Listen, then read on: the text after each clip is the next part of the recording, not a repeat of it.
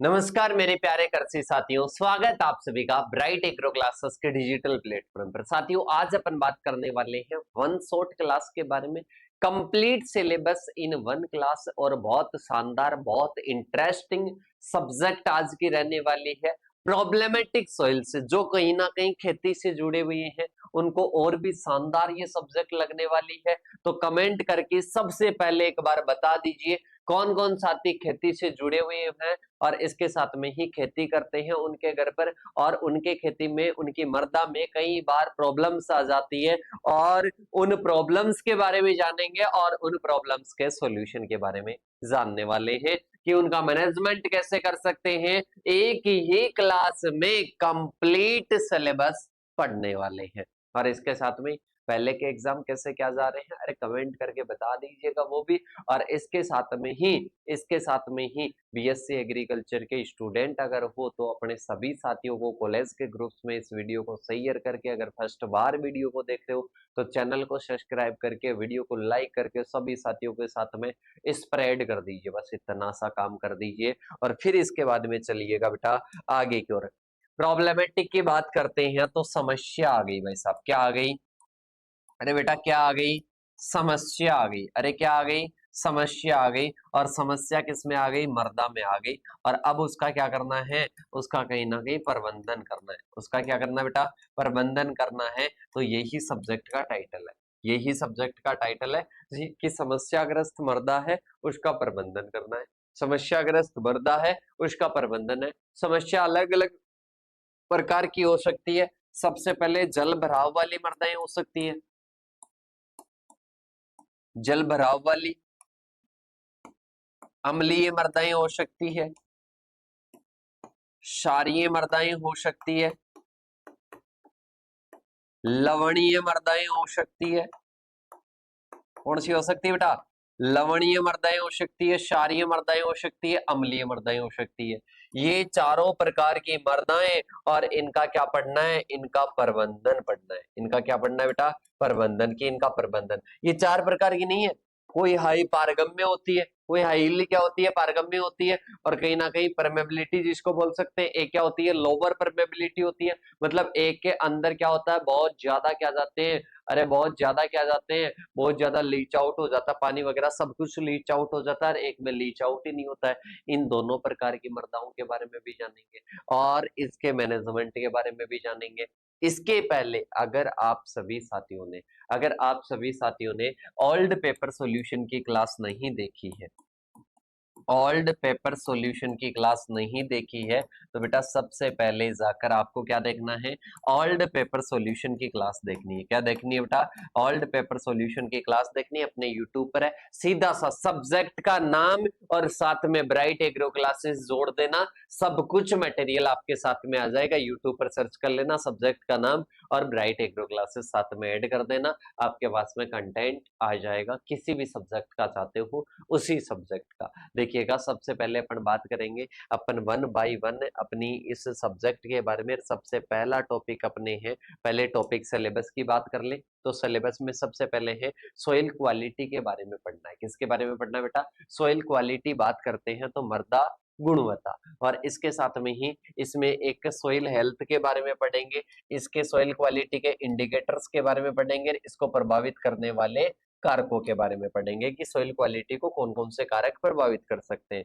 फिर इसके साथ में डिस्ट्रीब्यूशन ऑफ प्रॉब्लम सोइल, मतलब जो अपने प्रॉब्लमेटिक सोइल्स होती है वो इंडिया में कहाँ कहाँ पर डिस्ट्रीब्यूट है, कहाँ कहाँ पर क्या है बेटा फैली हुई है, इसके बारे में अपने को बताना है। इसका वितरण कहाँ कहाँ पर है, इसका वितरण कहाँ कहाँ पर है, वो क्या हो जाएगा? डिस्ट्रीब्यूशन ऑफ प्रॉब्लमेटिक सॉइल्स हो जाएगा। इसके बाद में आता है कैटेगराइजेशन ऑफ प्रॉब्लम सॉइल, मतलब जो प्रॉब्लमेटिक सॉइल्स होती है उनकी कैटेगरी के बारे में बताना है, कैटेगराइजेशन के बारे में बताना है। कैटेगराइजेशन की बात करते हैं तो इसमें क्या होती है? अलग अलग श्रेणियों में डिवाइड होती है, जैसे कि अम्लीय मृदाएं हो गई, क्षारीय मृदाएं हो गई, लवणीय मृदाएं हो गई, तो उनकी कैटेगरी के बारे में बताना है। इसके बाद में आता है reclamation and management of salt affected, मतलब लवण प्रभावित जो मृदाएं हैं, लवण प्रभावित जो मृदाएं हैं, उन लवण प्रभावित मृदाओं के मैनेजमेंट के बारे में, उनके प्रबंधन के बारे में क्या करना है? स्टडी करनी है। इसके बाद में आता है नेक्स्ट अपने, इसके बाद में आता है next reclamation and management of acid soil. Acid soils की बात करते हैं, जो अम्लीय मृदाएं होती है, अरे कौन सी होती है बेटा, अम्लीय मृदाएं होती है, उन अम्लीय मृदाओं का रिक्लेमेशन, उनका सुधार कैसे कर सकते हैं उसके बारे में पढ़ना है। हाई और लो परमेबल सॉइल और उनके मैनेजमेंट के बारे में। हाई परमेबल का मतलब क्या होता है बेटा, अपने पास में जैसे कि ये कोई मृदा है, इस मृदा पर कुछ भी जल वगैरह एकत्रित हो गया, इस मृदा पर क्या हो गया, जल वगैरह एकत्रित हो गया, और ये जल्दी से क्या हो जाता है, लीच आउट हो जाता है।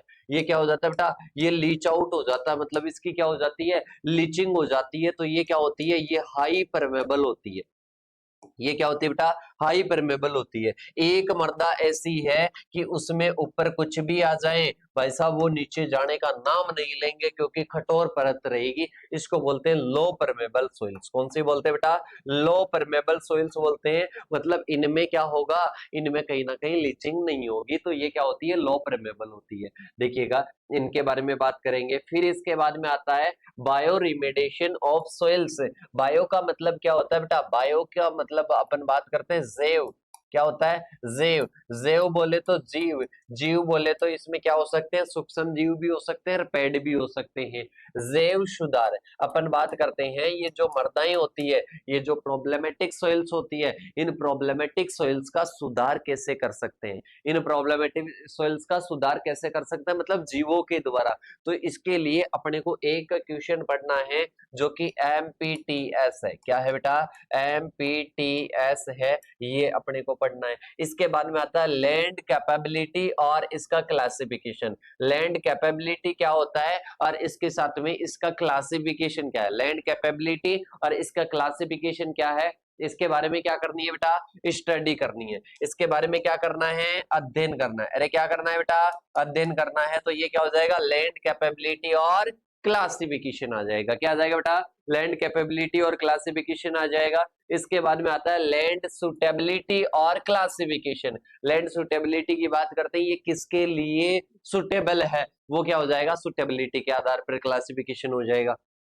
फिर आता है इरिगेशन वाटर। इरिगेशन वाटर की बात करते हैं, जो सिंचाई वाला जल है बेटा, सिंचाई वाला जल है, जो कि अपन क्या करते हैं, कहीं ना कहीं जिससे सिंचाई करते हैं। तो सिंचाई जल की क्वालिटी के बारे में, इसके क्लासिफिकेशन के बारे में, और इसके क्या क्या स्टैंडर्ड्स होते हैं अपने इरिगेशन वाटर के, कि मतलब क्या क्या मानक होते हैं कि ये जल हो तब सिंचाई कर देनी चाहिए। तो इसके मानकों के बारे में पढ़ना है, कहीं ना कहीं स्टैंडर्ड्स के बारे में पढ़ना है। इसके बाद में चलते हैं नेक्स्ट, अपने पास में आता है utilisation of poor quality water in agriculture. मतलब अपन कृषि में, अपन क्या करेंगे बेटा, कृषि में कहीं ना कहीं कम गुणवत्ता वाला, अपन कहीं ना कहीं कृषि में कम गुणवत्ता वाला क्या करेंगे, कम गुणवत्ता वाला जल उपयोग करेंगे। तो वो कैसे उपयोग कर सकते हैं, उस जल का कैसे उपयोग कर सकते हैं, मतलब बात करते हैं जिसकी क्या है, गुणवत्ता कम है, जिसकी क्वालिटी कम है, और कम क्वालिटी वाले जल का अपने को प्रयोग करना है।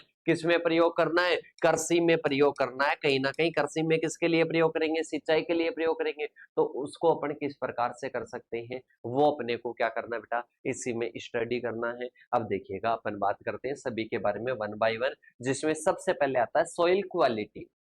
क्या आता है बेटा, सोइल क्वालिटी। अब सोइल क्वालिटी की अपन बात करते हैं तो उसमें मृदा के गुण आ जाएंगे। मृदा के गुणों की बात करते हैं, अलग अलग गुण होते हैं। जैसे कि अपन बात करते हैं उसमें जो भी कार्य होते हैं, पर्यावरण की गुणवत्ता बनाए रखें, और इसके साथ में पौधों और जीव जंतुओं का स्वास्थ्य को बढ़ावा देना।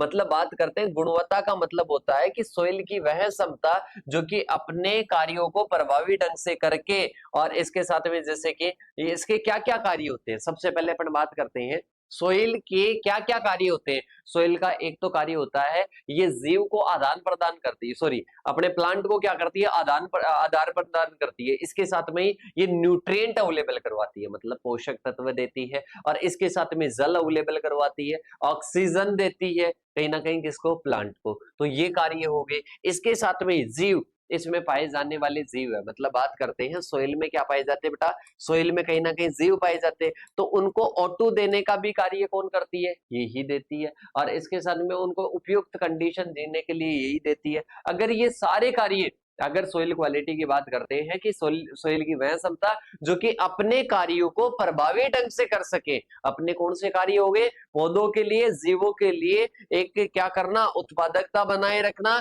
पर्यावरण की गुणवत्ता बनाए रखना और पौधों और जीव जंतुओं का स्वास्थ्य को क्या करना? बढ़ावा देना। पौधों का स्वास्थ्य अच्छा रखे, जीव जंतुओं का स्वास्थ्य अच्छा रखे, तो इसको सोइल क्वालिटी कहते हैं, मृदा गुणवत्ता कहते हैं। मतलब मृदा अपने कार्यों को बेटर तरीके से कर सके, कहीं ना कहीं स्वास्थ्य को बनाए रखे, जीवों का, पौधों का, और इसके साथ में ही बात करते हैं पर्यावरण का। तो ये क्या होता है बेटा? ये कहीं ना कहीं सोइल क्वालिटी होता है। सोइल क्वालिटी कौन कौन सी चीज अपने को बता सकती है?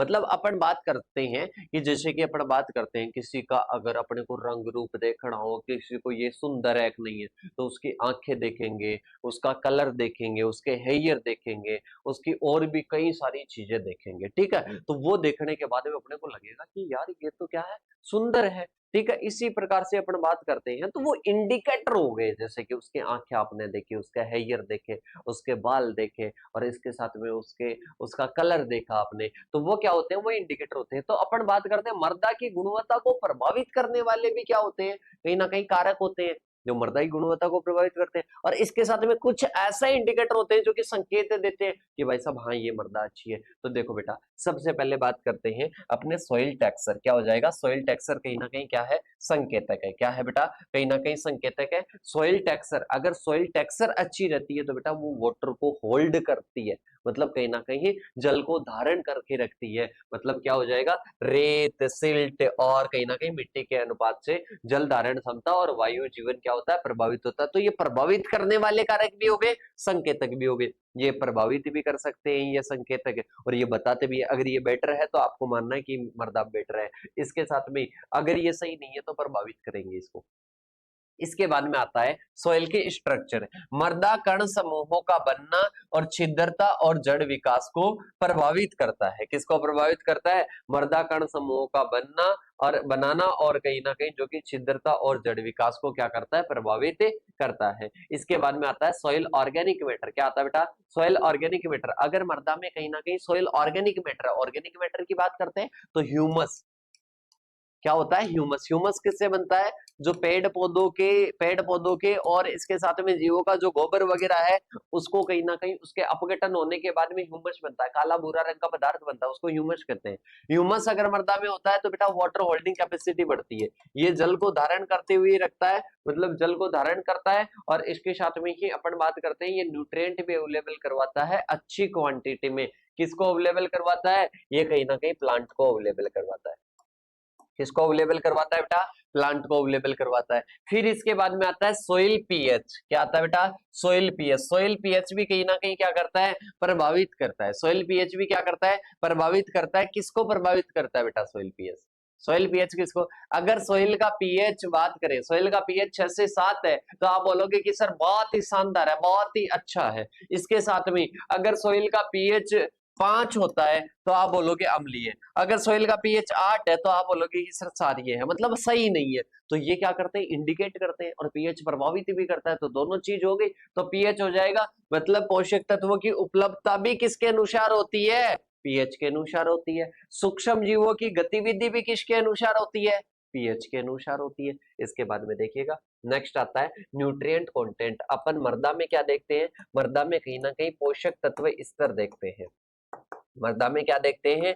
पोषक तत्व स्थिर देखते हैं, और पोषक तत्व का लेवल देकर अपन देखते हैं कि ये मृदा बेटर है या फिर बेटर नहीं है। तो देखिएगा पोषक तत्व सामग्री जैसे कि नाइट्रोजन हो गया, फास्फोरस हो गया, पोटेशियम जैसे आवश्यक पोषक तत्वों का स्थिर देखा जाता है। किसके लिए? मृदा की कहीं ना कहीं क्वालिटी जानने के लिए, मृदा की कहीं ना कहीं गुणवत्ता जानने के लिए। इसके बाद में आता है बायोलॉजिकल एक्टिविटी। अगर उसमें कहीं ना कहीं सूक्ष्म जीव उपस्थित है, अगर उसमें सूक्ष्म जीव उपस्थित है तो वो क्या करेंगे? न्यूट्रिएंट का साइकिल बनाते रहेंगे। अगर सूक्ष्म जीव उपस्थित है तो वो कहीं ना कहीं कार्बनिक पदार्थों का अपघटन करके और न्यूट्रिएंट का साइकिल बनाते रहेंगे। तो इससे कहीं ना कहीं सॉइल की क्वालिटी अच्छी रहेगी और मृदा की गुणवत्ता अच्छी रहेगी। तो ये क्या है बेटा? मृदा गुणवत्ता को प्रभावित भी करते हैं ये कारक, और इसके साथ में मृदा गुणवत्ता की ये सूचक है, सॉइल क्वालिटी के क्या है? सूचक है। इसके बाद में देखिएगा आगे की ओर अपन बात करते हैं। आगे अपने पास में आते हैं major factor affecting the soil quality. मतलब बात करते हैं अब सॉइल क्वालिटी को प्रभावित करने वाले कारक,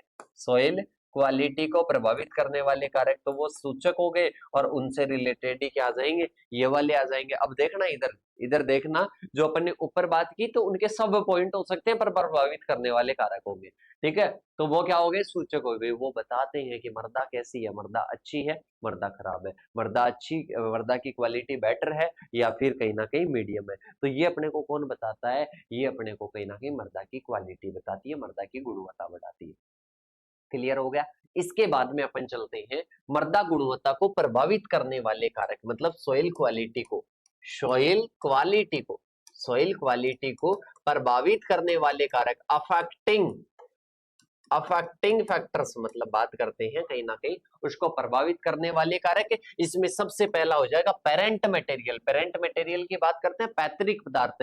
पैतृक पदार्थ कैसे हैं, पैतृक पदार्थ अच्छे गुणों वाले। अपन बोलते हैं कि आपके माता पिता के संस्कार आप में आए, कोई बोलता है कि कहीं ना कहीं ये लड़का बहुत अच्छा है, बहुत संस्कारी है, तो अपन बोलते हैं इनके माता पिता कहीं ना कहीं बहुत अच्छे होंगे, ठीक है। इसके साथ में कोई बहुत बुरी संगति वाला होता है, जैसे कि उसके लक्षण अच्छे नहीं होते हैं, क्योंकि इसके माता पिता भी मेरे को तो ऐसे ही लगते हैं। तो कहीं ना कहीं पेरेंट मटेरियल बताते हैं कि इसका जो बच्चा है, मतलब बच्चे की गुणवत्ता कौन बताता है, बच्चे की गुणवत्ता बताते हैं इसका पेरेंट मटेरियल। मतलब जैसे पेरेंट मटेरियल होगा वैसे ही क्या होंगे, वैसे ही अपने मर्दा होगी। तो अपन बात करते हैं मर्दा की क्वालिटी भी वैसे होगी। तो अपन मर्दा की क्वालिटी को पेरेंट मटेरियल क्या करते हैं, डिसाइड करते हैं, प्रभावित करते हैं। इसके बाद में आता है क्लाइमेट। क्लाइमेट की बात करते हैं, तापमान, वर्षा, पदार्थ का विघटन, नमी, ये प्रभावित करते हैं। जैसे कि सपोज कीजिएगा अपने मर्दा है, मर्दा में क्या होता है बेटा, मर्दा में कहीं ना कहीं अगर वर्षा होती है, वर्षा तेज गति से होती है, वायु बहुत अत्यधिक गति से चलती है, तो मर्दा के कण एक स्थान से दूसरे स्थान पर जाएंगे, एक स्थान से दूसरे स्थान पर जाएंगे, तो वहां पर क्या हो जाएगा, सॉइल इरोजन हो जाएगा। क्या हो जाएगा बेटा, सॉइल इरोजन हो जाएगा। सॉइल इरोजन की बात करते हैं तो उसको मृदा अपरदन कहते हैं। अरे क्या कहते हैं बेटा, मृदा अपरदन कहते हैं। अरे क्या कहेंगे रे बेटा, मृदा अपरदन कहेंगे, सॉइल इरोजन कहेंगे। तो तापमान और वर्षा कार्बनिक पदार्थ का विघटन और कहीं ना कहीं मृदा नमी को प्रभावित करते हैं, तो ये प्रभावित करने वाले कारक हो गए। टोपोग्राफी, टोपोग्राफी में बात करते हैं बेटा, अगर मृदा में कहीं ना कहीं ढलान है, अगर मृदा में कहीं ना कहीं ढलान है तो इससे क्या होगा, इरोजन ज्यादा होगा। अगर मृदा समतल है तो इसमें इरोजन कम होगा। मृदा का ढलान होगा तो मृदा में क्या होगा, इरोजन ज्यादा होगा, मृदा में अपरदन ज्यादा होगा। मृदा समतल है तो मृदा में अपरदन कम होगा। मृदा ढलान युक्त है तो मृदा में इरोजन ज्यादा होगा। मृदा ढलान युक्त नहीं है, समतल है, तो इसमें क्या होगा, इरोजन कम होगा, अपरदन क्या होगा बेटा, कम होगा।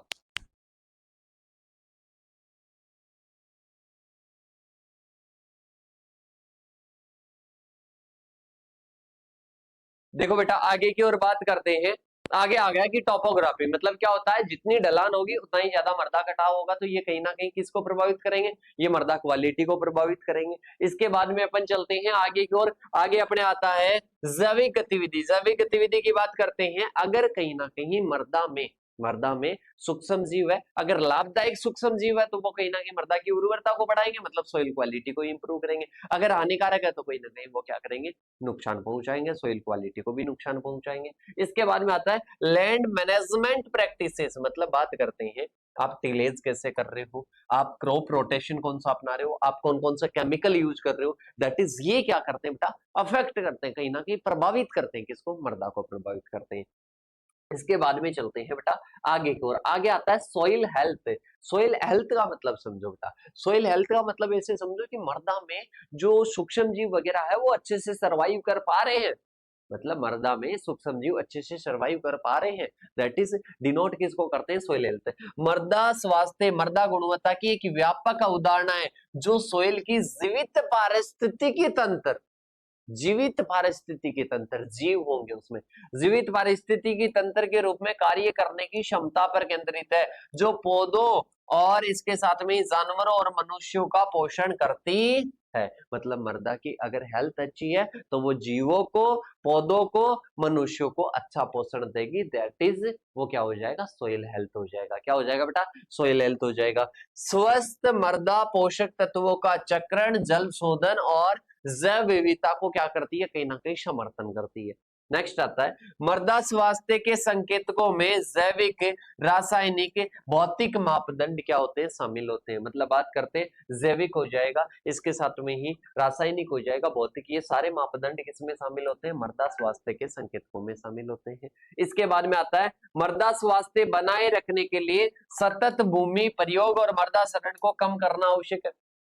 अगर सोइल का हेल्थ बनाए रखना है तो बेटा एक चीज का जरूर ध्यान रखना पड़ेगा, क्योंकि पारिस्थितिकी संतुलन कब बनता है, पारिस्थितिकी संतुलन तब बनता है जब कहीं ना कहीं अपन ऐसे नहीं देखे कि अपने को तो यूज करना है, अपने को तो मर्दा को यूज करना है, बढ़िया प्रोडक्शन लेना है, आगे आने वाली जनसंख्या बाढ़ में जाए मेरे को कोई मतलब नहीं है, मेरे आगे आने वाली पीढ़ियां बाढ़ में जाए मेरे को कोई मतलब नहीं है, मर्दा बंजर भी हो जाए तो कोई दिक्कत नहीं है, मैं तो बढ़िया केमिकल का यूज करूंगा और बढ़िया रहूंगा। तो ऐसा नहीं होना चाहिए, ऐसी सोच कहीं ना कहीं नहीं होनी चाहिए। तो मृदा स्वास्थ्य बनाए रखने के लिए सतत भूमि का प्रयोग और कहीं ना कहीं मृदा क्षरण को कम करना क्या होता है बेटा, आवश्यक होता है, कहीं ना कहीं क्या होता है, इंपॉर्टेंट होता है, कहीं ना कहीं क्या होता है बेटा, इंपॉर्टेंट होता है। जिसके साथ में अब आता है सेकंड टॉपिक, सेकंड टॉपिक अपने आ जाएगा समस्याग्रस्त मृदाओं का वितरण।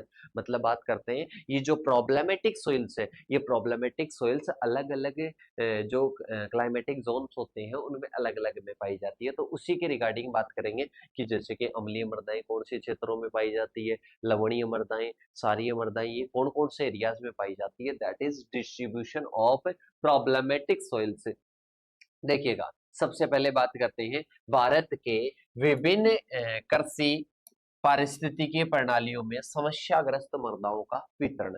मतलब अलग अलग जगह पर होती है। जैसे कि अपन बात करते हैं, अपन सबसे पहले बात करते हैं बेटा समस्याग्रस्त मृदाओं के प्रकार की बात करते हैं। सबसे पहले कौन सा प्रकार है, ये कहाँ पर पाया जाता है, कौन से एरियाज में पाया जाता है। बेटा सबसे पहले आ जाएगा सेलाइन सोइल्स आती है। सेलाइन सोइल्स की बात करते हैं तो सेलाइंस की बात करते हैं, मेनली सेलाइन सोइल्स को क्या कहा जाता है, कहीं ना कहीं लवणीय मृदाएं भी कहा जाता है, लवण युक्त मृदाएं भी कहा जाता है। तो बेटा ये अपन बात करते हैं इनको क्या कहते हैं, लवणीय मृदा, ऐसे भी लिख लेना आप, लवणीय मृदा कहते हैं।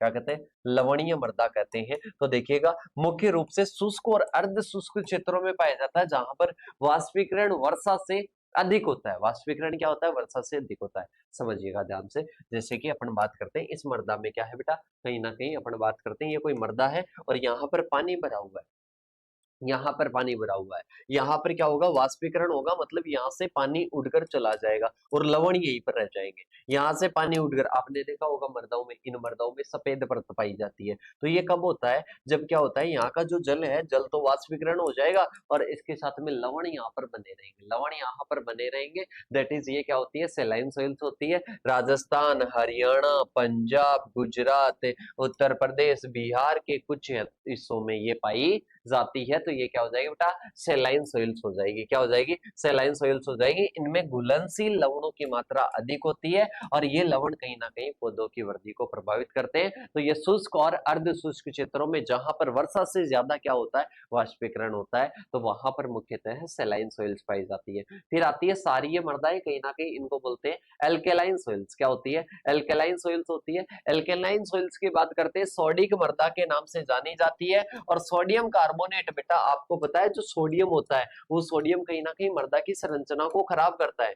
मृदा की संरचना को क्या करता है बेटा, खराब करता है। मृदा की स्ट्रक्चर को क्या करता है, खराब करता है अगर इसमें सोडियम पाया जाता है। सोडियम बाइकार्बोनेट और कार्बोनेट की क्या होती है, अधिकता होती है अल्कलाइन सोइल्स में। और मुख्य रूप से इंडोजेनेटिक मैदानों में उत्तर प्रदेश, पंजाब, हरियाणा, इन क्षेत्रों में ये पाई जाती है। और इन मृदाओं की संरचना खराब होती है। खराब होने का रीजन पोषक तत्व के रूप में पूछ ले तो सोडियम लिख देना। क्या लिख देना बेटा, सोडियम लिख देना। पारगम्यता में समस्या होती है, जल पारगम्य नहीं जा पाता है। मतलब बात करते हैं, अरे बेटा आपने देखा होगा जो मृदाएं, सारी मृदाएं होती है उनमें कहीं ना कहीं लीचिंग में प्रॉब्लम आती है, पानी नीचे की ओर रिसता ही नहीं है, पानी ऊपर ही बना रहता है। ये कहीं ना कहीं सोडियम के कारण होता है। किसके कारण होता है बेटा, सोडियम के कारण होता है, सोडियम की अधिकता होती है।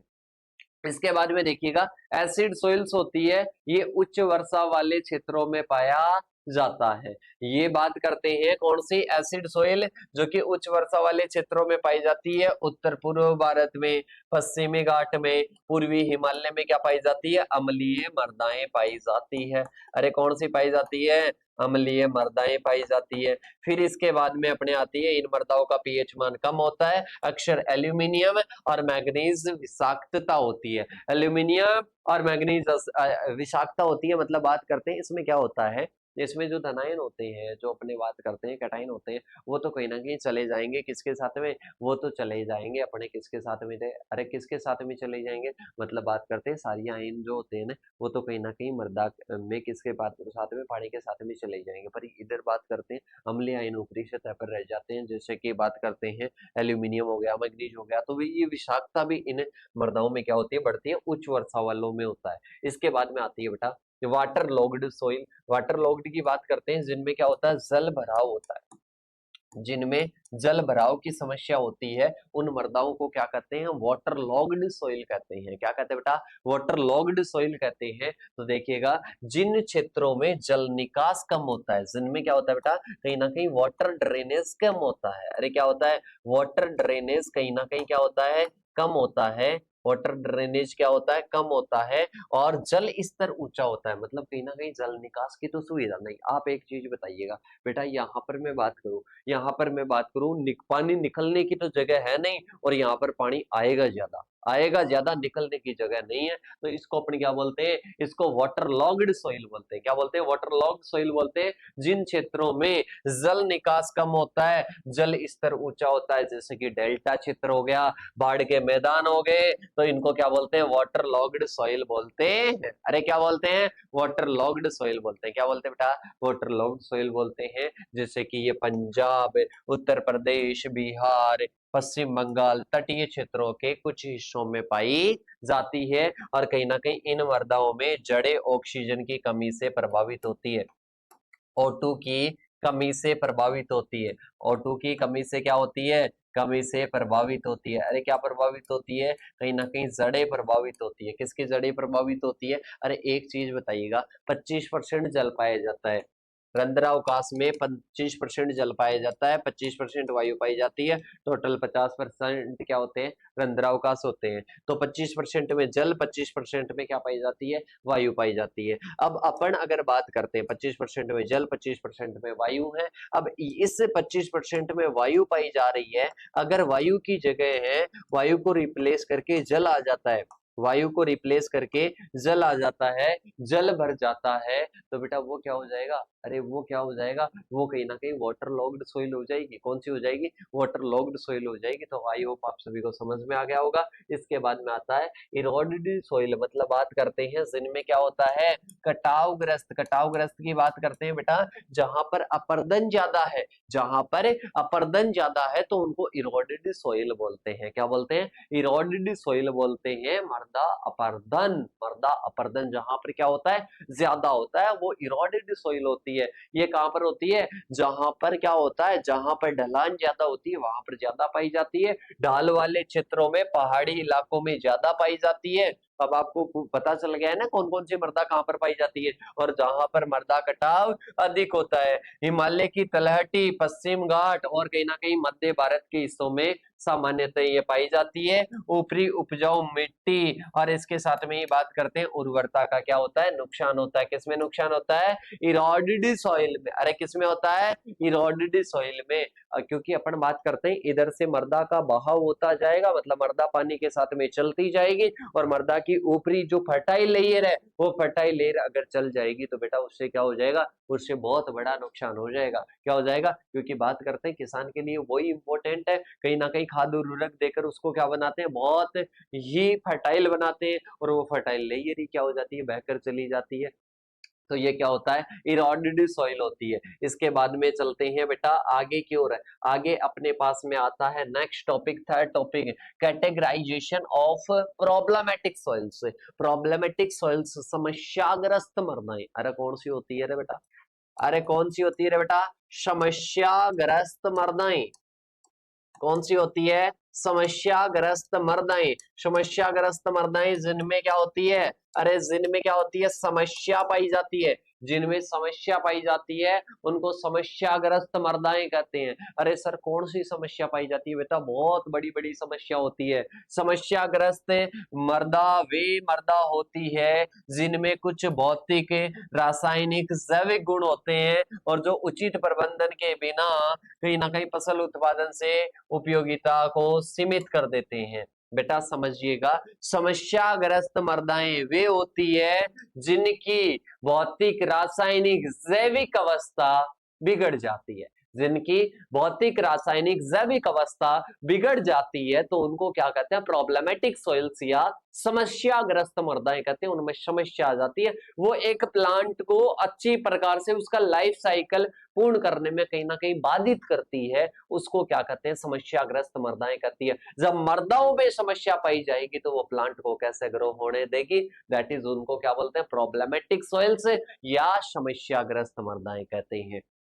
देखिएगा, इनकी कैटेगरी अलग अलग प्रकार से होती है बेटा, बेस्ड ऑन प्रॉपर्टीज। प्रॉपर्टीज के आधार पर देखते हैं। पहले फिजिकल प्रॉपर्टीज के आधार पर देखते हैं। बेटा 3 प्रकार की प्रॉपर्टी होती है, physical properties, chemical properties, biological properties. Physical, chemical, biological. पहले बात करते हैं फिजिकल प्रॉपर्टीज के आधार पर उनका क्या आ जाएगा? क्लासिफिकेशन आ जाएगा। क्या आ जाएगा बेटा?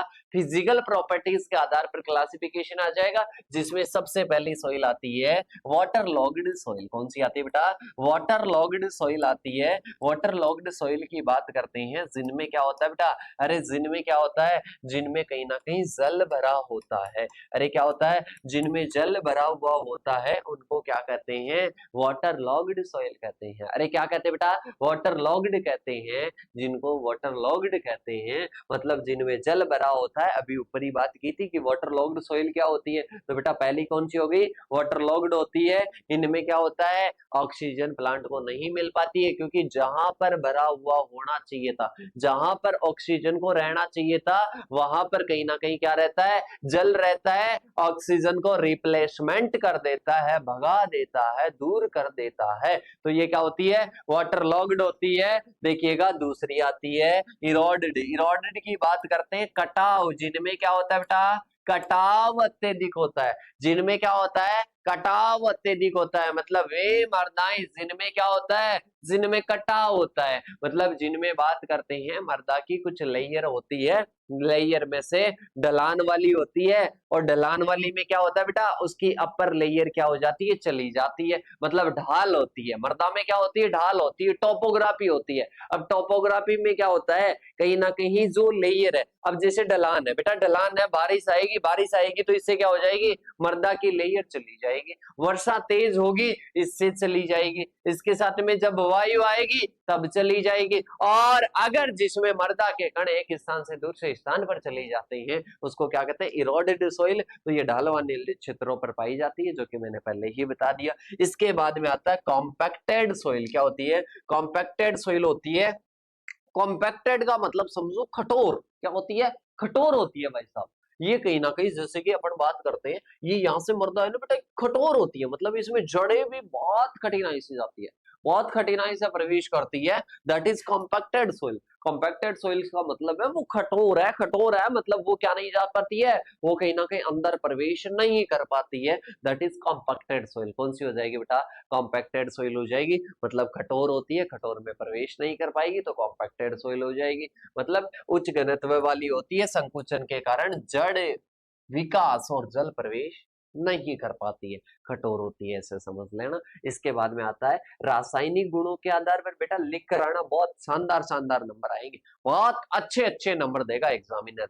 अब देखिएगा, अब आगे बात करते हैं किसके बारे में? रासायनिक गुणों के आधार पर। रासायनिक गुणों के आधार पर भी बात कर लेते हैं। रासायनिक गुणों के आधार पर कौन सी आ जाएगी? सैलाइन सोइल आ जाएगी। सैलाइन को बेटा लवणीय लिख लेना।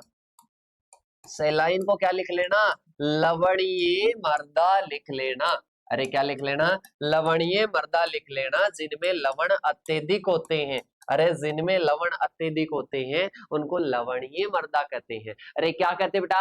जिनमें लवणों की मात्रा अत्यधिक होती है दैट इज लवणीय मृदा। जिनमें लवणों की मात्रा अत्यधिक होती है दैट इज लवणीय मृदा। तो देखिएगा, उच्च घुलनशील लवणों वाली मृदा जिसकी क्या होती है? अरे सी ईसी ईसी क्या होती है, ईसी 4 से अधिक होती है, 4 डेसीसाइमन पर मीटर से अधिक होती है। इलेक्ट्रिक की कंडक्टिविटी मतलब बात करते हैं विद्युत चालकता किसमें मापते हैं, डेसीसाइमन पर मीटर में। किसमें मापते हैं बेटा, डेसीसाइमन पर मीटर में मापते हैं। तो उच्च घुलनशील लवणों वाली जो मृदा है कहीं ना कहीं उसकी क्या होती है, ईसी क्या होती है, 4 से अत्यधिक होती है।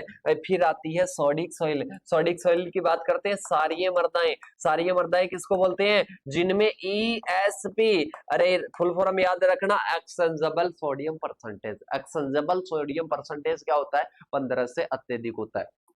एक्सेंजेबल सोडियम परसेंटेज जब 15 से अधिक होता है, एक्सेंजेबल सोडियम परसेंटेज जब 15 से अधिक होता है तो उसको अपन क्या कहते हैं, उसको अपन एल्केलाइन या बोलते हैं क्षारीय मृदाएं। क्या बोलते हैं बेटा, क्षारीय मृदाएं उनको अपन कहते हैं। इसके बाद में आता है कि उनमें क्या होता है, कहीं ना कहीं सोडियम प्रतिस्थापन जो प्रतिशत है, एक्सेंजेबल सोडियम परसेंटेज है, वो क्या होता है, 15 से अधिक होता है। वो 15 से क्या होता है, अधिक होता है। अरे भाई साहब जब सोडियम ज्यादा होगा तो अभी अपन ने बात की थी मृदा की संरचना खराब हो जाती है, मृदा की संरचना खराब हो जाती है। तो इधर बात करते हैं ईएसपी 15 से अधिक होता है, मतलब मृदा की क्या हो जाएगी, संरचना खराब हो जाएगी, सोडियम मृदाएं हो जाएगी। एसिडिक जिनकी 5.5 से कम पीएच होती है, अम्लीय मृदाएं कौन सी हो जाएगी, अम्लीय मृदाएं हो जाएगी। अम्लीय मृदाओं की बात करते हैं, अम्लीय मृदाओं की बात करते हैं, पीएच कितना होता है, अरे पीएच कितना होता है, 5.5 से कम होता है। अरे जिनका पीएच मान 5.5 से कम होता है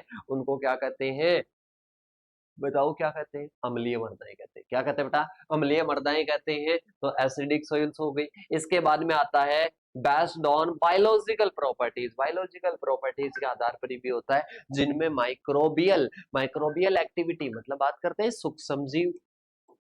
क्या बात करते हैं बेटा, सूक्ष्म जीव अच्छे तरीके से होते हैं, अच्छे तरीके से एक्टिवेट कर रहे हैं। मतलब एक में तो क्या होती है, soils deficient in organic matter, मतलब एक प्रकार की मृदाएं ऐसी होती है जिनमें क्या होती है, कार्बनिक पदार्थ की कमी होती है। कार्बनिक पदार्थ, अकार्बनिक पदार्थ दो प्रकार के होते हैं। कार्बनिक पदार्थ की बात करते हैं तो कार्बनिक पदार्थ क्या होता है, पेड़ पौधों की पत्तियां, पशुओं का गोबर कार्बनिक है बेटा, क्या है, कार्बनिक है। तो अपन बात करते हैं जिनमें ये कम पाया जाता है तो वो कम वाली मृदाएं हो जाएगी। इसके बाद में soil with poor microbial activity, मतलब समस्याग्रस्त की बात कर रहे हैं, अधिकों की तो बात कर ही नहीं सकते, कम वाले की बात करेंगे, कम होगा ऑर्गेनिक मैटर तभी तो समस्याग्रस्त होगी। इसके बाद में आता है पुअर माइक्रोबियल एक्टिविटी, बेटा उसमें सूक्ष्म जीव है ही नहीं, सूक्ष्म जीवों की एक्टिविटी है ही नहीं। अब सूक्ष्म जीवों की जब एक्टिविटी नहीं होगी तो भाई साहब कुछ भी नहीं होगा, भाई साहब कुछ भी नहीं होगा। कि सर क्यों नहीं होगा, बेटा आप मेरे को एक चीज बताइएगा, सूक्ष्म जीव कहीं ना कहीं क्या करते हैं, सूक्ष्म जीव कहीं ना कहीं कई एक्टिविटीज में भागीदारी लेते हैं। जैसे कि अपन बात करते हैं न्यूट्रिएंट अवेलेबल करवाने में, न्यूट्रिएंट का साइकिल बनाए रखने में, मृदा की गुणवत्ता बनाए रखने में, ह्यूमस जो ऑर्गेनिक मैटर होता है उसका अपघटन करने में, तो बेटा कई सारी कार्य करते हैं। अब जब उसमें कहीं ना कहीं माइक्रोबियल एक्टिविटी नहीं है, मतलब कहीं ना कहीं सूक्ष्म जीव नहीं है, सूक्ष्म जीव नहीं है तो बेटा क्या नहीं हो पाएगा, नाइट्रोजन स्थिरीकरण अपघटन वगैरह ये नहीं हो पाएगा। तो ये क्या है, समस्याग्रस्त मृदाएं तीन प्रकार से देख ली। पहले फिजिकल प्रॉपर्टीज के आधार पर, फिर अपन ने देख ली किसके आधार पर, बायोलॉजिकल भी देख ली, केमिकल भी देख ली, तीनों प्रॉपर्टीज के आधार पर देख ली। अब चलते हैं आगे की ओर, reclamation and management of salt affected. Salt affected की बात करते हैं बेटा, लवणीय मृदाएं हैं। अरे कौन सी है, लवणीय मृदाएं, जिनमें लवण की मात्रा अधिक होती है, जिनमें लवणों की मात्रा अधिक होती है, दैट इज लवणीय मृदा। कौन सी होती है, लवणीय मृदा। वे मृदाएं जिनमें घुलनशील लवण की मात्रा इतनी अधिक होती है कि अधिकांश पौधे नकारात्मक रूप से प्रभावित होते हैं। भाई साहब प्रभावित होते हैं, पौधों की ग्रोथ अच्छी नहीं हो पाती है लवणों की अधिकता के कारण। किसके कारण बेटा, लवणों की अधिकता के कारण क्या नहीं हो पाएगा, लवणों की अधिकता के कारण पौधों की वृद्धि नहीं हो पाएगी। पौधों की वृद्धि क्या हो जाएगी, पौधों की वृद्धि रुक जाएगी। अरे क्या हो जाएगी, पौधों की वृद्धि रुक जाएगी। तो इसका मतलब क्या होगा, साल्ट अफेक्टेड सोइल में क्या होता है, कहीं ना कहीं अपन बात करते हैं जिनमें लवणों की क्या होती है, अधिकता होती है और पौधा अच्छे से ग्रोथ नहीं कर पाता है, पौधा अच्छे से ग्रोथ नहीं कर पाता है। इसके साथ में आता है methods for reclaiming salt affected soil, मतलब बात करते हैं अब इनमें सुधार करना है। अरे किन में करना है, लवणीय मृदाओं, लवणीय मृदाओं में केमिकल मैनेजमेंट नहीं होता है, रसायनों से नहीं कर सकते। मतलब ये कोई मर्दा है और इस मर्दा में क्या हो गए, यहाँ पर लवण एकत्रित हो गए, यहाँ पर क्या हो गए, लवण एकत्रित हो गए। अब इनका मैनेजमेंट कैसे करेंगे? सबसे पहले होता है भाई साहब लीचिंग करवा दो, मतलब यहाँ पर पानी भर के और लीचिंग करवा दो, जिससे पानी में घुलकर, जैसे कि मैं बात करता हूँ, ये मर्दा है भाई साहब, यहाँ पर नमक मैंने डाल दिया। अरे क्या डाल दिया? नमक मैंने डाल दिया। और नमक को मैं नीचे की ओर, बाहर की ओर, कैसे इसको दूर कैसे करूं? तो मैं क्या करूंगा, मैं पानी लाकर इस पर डाल दूंगा। अब ये पानी में घुलकर नीचे की ओर चला जाएगा, पानी में घुलकर नीचे की ओर चला जाएगा। That is leaching. सबसे पहला उपाय है, पहला सुधार का उपाय है लीचिंग। बात करते हैं सबसे सामान्य तरीका है और सबसे बेस्ट तरीका है कि अच्छी गुणवत्ता वाली सिंचाई, पानी की बड़ी मात्रा में देकर घुलनशील लवणों को मिट्टी से धो दिया जाता है। मतलब मिट्टी में नीचे की ओर रिस जाते हैं, क्या हो जाते हैं, मिट्टी में नीचे की ओर चल जाते हैं। तो ये क्या होता है, या फिर आप क्या कर दो, या फिर आप इनको बाहर निकाल दो जल निकास के द्वारा। तो ये क्या होता है बेटा, लीचिंग होता है। क्या होता है, लीचिंग होता है। इसके बाद में आता है यूज ऑफ केमिकल अमेंडमेंट। मतलब सबसे पहले क्या हो गया, लीचिंग हो गया। लीचिंग के बाद में केमिकल अमेंडमेंट की बात करें, वैसे बहुत कम करते हैं, बहुत कम करते हैं, पर अगर करना है ना तो जो सारी मर्दाओं के लिए करते हैं जिप्सम का प्रयोग, तो जिप्सम का प्रयोग ही इसके लिए कर लेंगे। किसके लिए कर लेंगे? जिप्सम का प्रयोग ही अपन लवणीय मर्दाओं के लिए कर लेंगे। तो अपन क्या कर लेंगे, कहीं ना कहीं लवणीय मर्दाओं के लिए किसका हो जाएगा, अपने जिप्सम का प्रयोग कर लेंगे। फिर इसके बाद में आता है जल निकास में सुधार। जल निकास में सुधार की बात करते हैं तो बेटा इसमें क्या होता है, कई बार अपनी जो मर्दाएं हैं, इस मर्दाओं में क्या होता है, कहीं ना कहीं जल निकास नहीं हो पाता है, तब भी लवण एकत्रित हो जाते हैं। तब भी क्या हो जाते हैं, कहीं ना कहीं लवण एकत्रित हो जाते हैं। तो जल निकास की अच्छी सुविधाएं होनी चाहिए, जिससे कहीं ना कहीं क्या हो जाता है, इनमें सुधार हो जाता है। जिससे क्या हो जाता है, इन मर्दाओं में सुधार हो जाता है। एक और उपाय है बेटा, एक और उपाय है खाई खोदकर।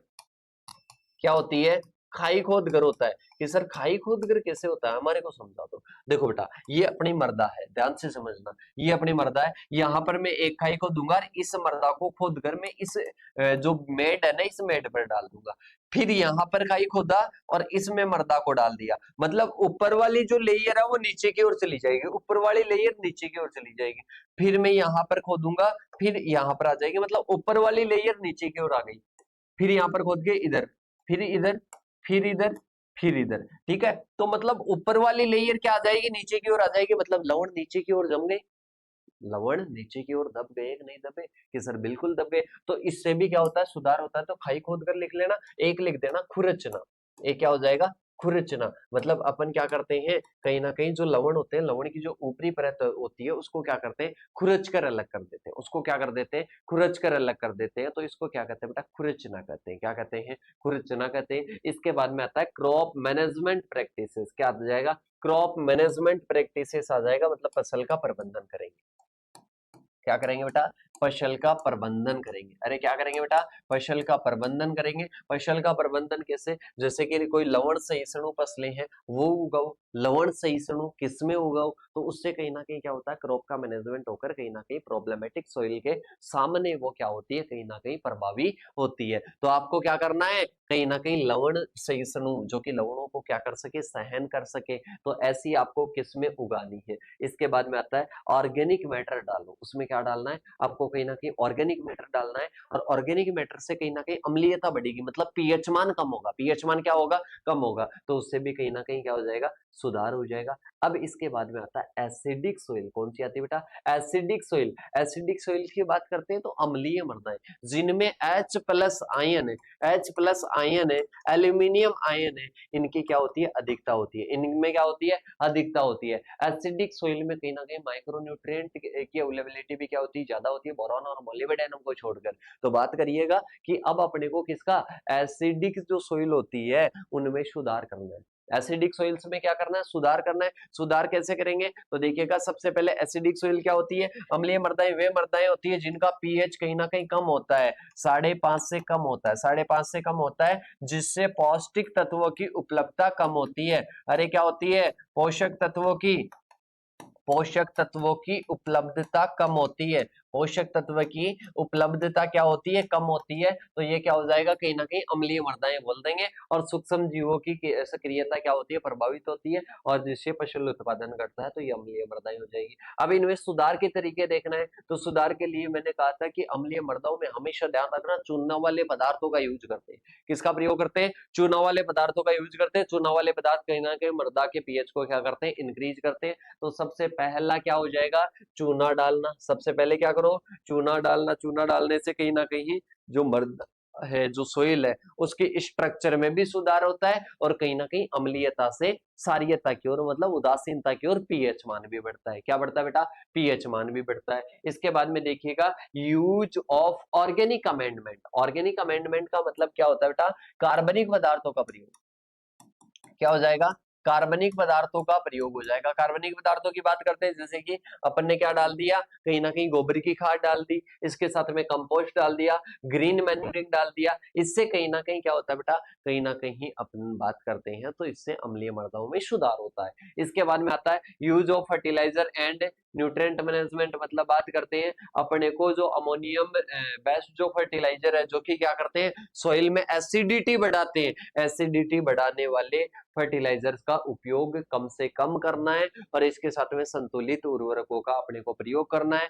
और जल प्रबंधन की बात करते हैं, अम्लीय जल जो कि क्या होता है, कहीं ना कहीं एसिडिक होता है, और कहीं ना कहीं जो जल भराव वाली समस्या है, उससे कहीं ना कहीं बचना है। इसके बाद में आता है फसल का चयन और रोटेशन। मतलब फसलें कौन सी उगाओ, फसलें आप उगाओ जो कि क्या हो, कहीं ना कहीं अम्लीय मृदाओं के प्रति सहनशील हो। इसके बाद में अपन चलते हैं बेटा आगे की ओर। आगे अपने पास में आता है हाई और लो परमेबल। बेटा कई बच्चों को तो मैं मेरे खुद की बता दूं, जब बीएससी एग्रीकल्चर में था, काफी रिसर्च की इसके बारे में। बेटा मेरा संघर्ष अगर आप जानोगे ना, तो ये कहीं ना कहीं ये जो जो आपको वर्ड दिखाई देते हैं ना, प्रॉब्लमेटिक वर्ड, और ये जो विभिन्न प्रकार के हैं,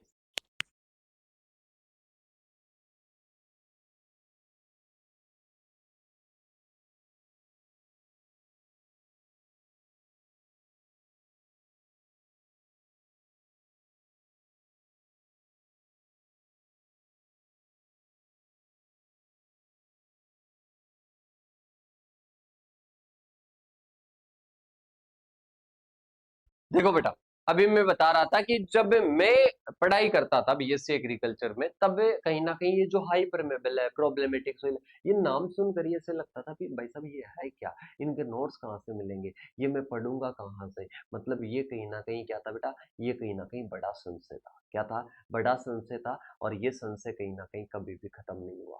और खत्म कब हुआ, जब मैंने काफी इस पर रिसर्च की, काफी इसमें पढ़ा, और उसके बाद में बुक्स वगैरह कोई बताने वाला नहीं था कि आप ऐसे पढ़ सकते हो, ऐसे कहीं ना कहीं अपनी तैयारी कर सकते हो। इसके बारे में किसी ने कुछ भी नहीं बताया, किसी ने कुछ भी नहीं बताया। तो बेटा ये तब, मतलब अपन बात करते हैं किसी चीज के प्रति ज्यादा रिसर्च करते हैं ना, तब अपने को पता चलता है कि इसका निचोड़ क्या है, ये कहना क्या चाह रहा है, ये कहना क्या चाह रहा है। तो अपने को बात करते हैं, ये कहना चाह रही है, ये मृदा, जैसे कि अपन बात करते हैं, ये क्या है बेटा, एक सोइल की परत है। ये क्या है, सोइल की परत है। इस सोइल की परत की बात करते हैं, तो इसमें क्या होता है बेटा, इसमें अपन बात करते हैं ऊपर वाली लेयर। ऊपर वाली लेयर जब क्या होती है, कठोर होती है, तो वो लो परमेबल सोइल होती है। मतलब इसमें नीचे की ओर कुछ भी नहीं जाएगा, नीचे की ओर कुछ भी नहीं जाएगा। और ऊपर वाली मृदा ऐसी होती है, मतलब सैंडी सोइल होती है, बालू मृदा होती है, तो जो भी ऊपर डालोगे वो तुरंत नीचे चला जाएगा। तो बेटा दोनों ही गलत है। मतलब कहीं ना कहीं हाई परमेबल भी गलत है, और लो परमेबल सोइल्स भी गलत है, दोनों ही प्रॉब्लमेटिक सोइल्स है। तो देखिएगा, सबसे पहले होती है मृदा की पारगम्यता। का अर्थ है कि मृदा के छिद्रों के माध्यम से पानी और हवा नीचे की ओर जाना। मृदा के छिद्रों के माध्यम से पानी और हवा नीचे की ओर जाना, पानी और हवा नीचे की ओर जाना ही क्या है बेटा, कहीं ना कहीं मृदा पारगम्यता है। क्या है, मृदा पारगम्यता है, बोलते हैं तो सोइल परमेबिलिटी है। अरे क्या आ जाएगा बेटा, सोइल परमेबिलिटी आ जाएगा। तो सोइल परमेबिलिटी किसको बोलेंगे, अरे सोइल परमेबिलिटी किसको बोलेंगे, कि सर सोइल परमेबिलिटी अपन बोलेंगे कि अपने पास में जो भी मृदा है, उस मृदा के छिद्रों के माध्यम से पानी और हवा का नीचे की ओर जाना। ठीक है।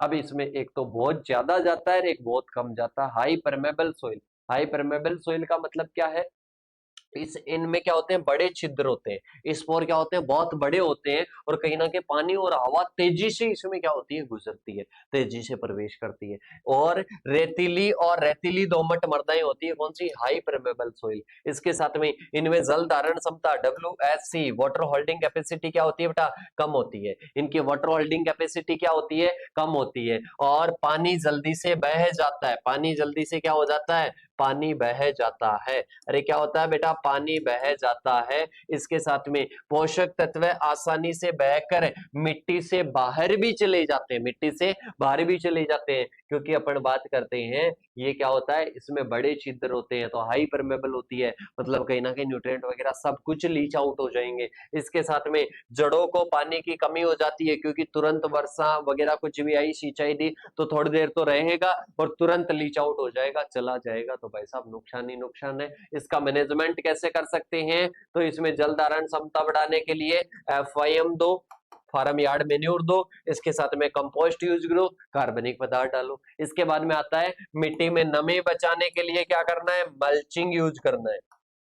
क्या यूज करना है बेटा, मल्चिंग यूज करना है। और पोषक तत्वों के बहाव को रोकने के लिए उर्वरकों को क्या करना है, कहीं ना कहीं अपने को, क्योंकि अपन बात करते हैं उर्वरक, इसमें क्या करना है, फर्टिलाइजर यूज करें ना, तो एक साथ यूज कर दिया तो तुरंत लीच आउट हो जाएगा, तुरंत चला जाएगा, तो थोड़े थोड़े टुकड़ों टुकड़ों में दो, इसको क्या कर दो, टुकड़े टुकड़े में दो, तो ये हाई परमेबल सोइल होती है। इसके बाद में सिंचाई बार बार और हल्की हल्की करो, और सूखा सहिष्णु फसलें की खेती करो। इसके बाद में आता है लो परमेबल सोइल, मतलब छिद्र क्या होते हैं, बहुत छोटे होते हैं, छिद्र बहुत छोटे होते हैं, हवा पानी जा ही नहीं पाता है, हवा पानी जा ही नहीं पाता है, या ऐसे समझ लो कॉम्पैक्टेड सोइल होती है। वो क्या होती है, कहीं ना कहीं क्या होती है, कॉम्पैक्टेड होती है, सघन होती है। तो इनमें क्या होते हैं, छिद्र छोटे होते हैं, और पानी और हवा की गति क्या हो जाती है, धीमी हो जाती है।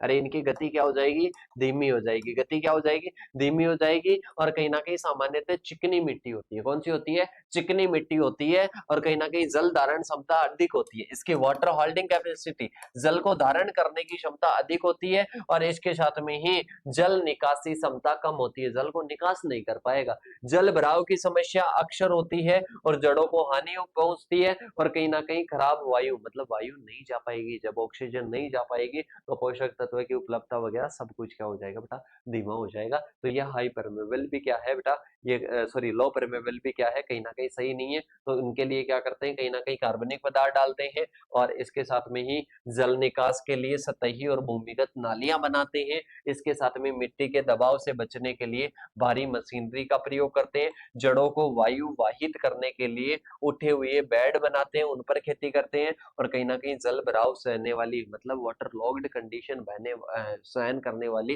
फसलें अपन क्या करेंगे बेटा, ग्रो करेंगे। तो ये हाई परमेबल और लो परमेबल सोइल हो जाएगी। इसके बाद में चलते हैं अपन आगे की ओर। आगे आता है बायो रिमेडिएशन। बायो का मतलब सीधा सा समझना बेटा, बायो का मतलब होता है जैव। जैव की बात करते हैं तो जीव, जैव का मतलब क्या होता है, जीव। और जीव में यहाँ पर पौधों से अपन कर रहे हैं, पौधों से क्या कर रहे हैं, पौधों से कहीं ना कहीं अपन मृदा को सुधार रहे हैं, मृदा को क्या कर रहे हैं, सुधार रहे हैं, तो उसको जैव सुधार कहते हैं। अपन सूक्ष्म जीवों का भी ऐड कर सकते हैं, पर यहाँ पर मेनली किसके बारे में पढ़ेंगे, कहीं ना कहीं अपन प्लांट के बारे में पढ़ेंगे। तो देखो, जैव उपचार वह प्रक्रिया है जिसमें जीवित जीव जैसे कि पौधे और सूक्ष्म जीवों के द्वारा प्रदूषित और जो क्षतिग्रस्त मृदा है उसको कहीं ना कहीं शुद्ध करना, और इसके साथ में पुनर्स्थापित करना, मतलब उसका रिक्लेमेशन करना, उसका सुधार करना। कोई भी मृदा समस्याग्रस्त है, उस समस्याग्रस्त मृदा का क्या करना, सुधार करना ही क्या कहलाता है, बायो रिमेडिएशन ऑफ सॉइल कहलाता है। और यहाँ पर अपन किसके द्वारा, मल्टीपर्पज ट्री के द्वारा करेंगे।